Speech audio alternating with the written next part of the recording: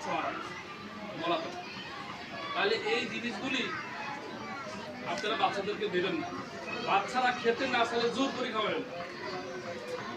মনে রাখবেন তার অবস্থান যতটুকু সে ততটুকু খাচ্ছে, তারপর তারা খাওয়া যাচ্ছে আপনাদের বাবা মায়ের অভিযোগের কারণে অনেক বাচ্চা কিন্তু মৃত্যু যাচ্ছে।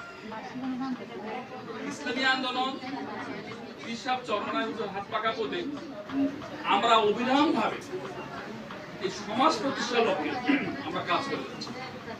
দেখেন যদি আল্লাহ দিন আল্লাহর বিক্রি হয়, আল্লাহর সমস্ত কিছু হয়, আমরা আল্লাহর ইবাদত করি, তাহলে আমরা চোরকে ভোট দেব, বাটপারকে ভোট দেব। 500 টাকার বিনিময়ে ভোট দিচ্ছে, 5টা বছর তার পাপের অবস্থা আপনার নেক আমলে যোগ হয়। কেন করবেন? কয়দিন পৃথিবীতে থাকবেন? আমার বৃদ্ধ অনেক বাবা মা আছে, আগে মানুষ 100 বছর 125 বছর বাঁচত, তারা খাইবে সেটা। এখন সে 45 বছর মানুষ বাঁচে না। কেন বাঁচে না? অখাদ্য অখাদ্য খাওয়ার।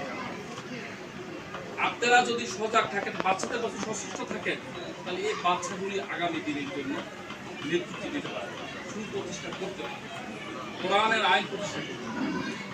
ইসলামী আন্দোলন আমাদের আল্লাহ জাকির হোসেন পাঠাবি সাহেব, এই লোকটা ইসলামের জন্য শুধু সারাক্ষণ চেষ্টা করে কিভাবে বাচ্চাদের